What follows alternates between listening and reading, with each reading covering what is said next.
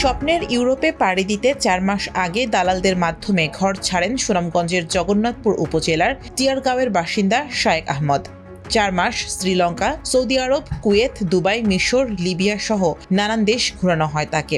অবশেষে লিবিয়া থেকে ভূমধ্যসাগর হয়ে গ্রিসে যাওয়ার জন্য তুলে দেওয়া হয় নৌকায়।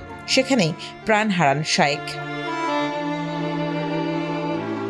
কেবল শায়েক আহমদ নন, ভূমধ্যসাগরে ঘুরতে ঘুরতে খাবার ও পানির অভাবে মারা গেছেন 18 বাংলাদেশি, যাদের মধ্যে 12 জনই সুনামগঞ্জের, 5 জন সুনামগঞ্জের জগন্নাথপুর উপজেলার, 6 জন দিরাই উপজেলা ও 1 জন দোয়ারাবাজার উপজেলার। তাদের বাড়িতে এখন শোকের মাতম। সাগর পথে ইউরোপে পাড়ি দেওয়ার এই ভয়ঙ্কর যাত্রাকে মানব পাচারকারীদের ভাষায় বলা হয় গেম। 21 মার্চ এই গেম হয় অভিবাসন প্রত্যাশীদের। 20 মার্চ পরিবারের সঙ্গে শেষবারের মতো কথা বলেন শায়েক আহমেদ। এ সময় জানান খাবার না দেওয়া সহ সীমাহীন নির্যাতনের কথা। 3 মাস হয়ে গেছে, মানে পেট ভরি একটা দিন খাইছি না, পাতা খাওয়াতে থাকে না। মায়ের তো আছেই, ওই জন্য মারতে মারতে তো শেষ করলে আর ওই জন্য খালি মারে, ওই জন্য খালি মারে। কারেন্টের শখ দিয়ে কতটা এখন নেওয়া হয়েছে। আল্লাহ দিয়েছে, আল্লাহ তোমরা পারো নেওয়াও। আমি আমার বাড়াই তোমার শেষ। এরপরে ওখানে কইবে যে আজিজ মেদনার ওজানো নেই, 2-3 মাস পরে দরকার করে আবার গেম টেম দিবা না, টাকা পয়সা জেলা আছে, গভর্নমেন্টের জন্য ভালো গেম হয়।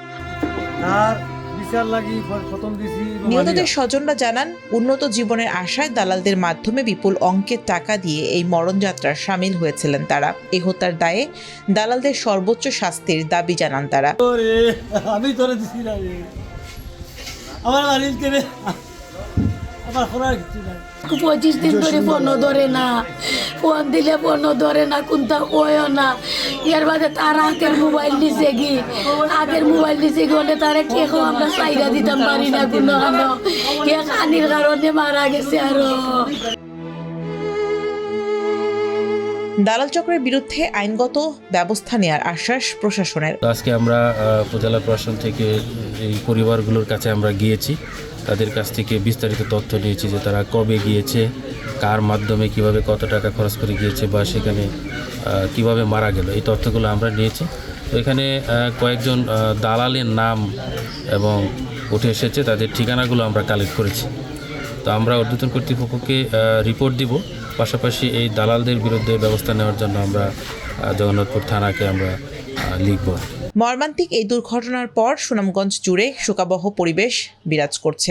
অবৈধ অভিবাসন ও মানব পাচারে জড়িত দালাল চক্রের বিরুদ্ধে কঠোর আইনানুগ ব্যবস্থা গ্রহণের দাবি সচেতন নাগরিক সমাজের।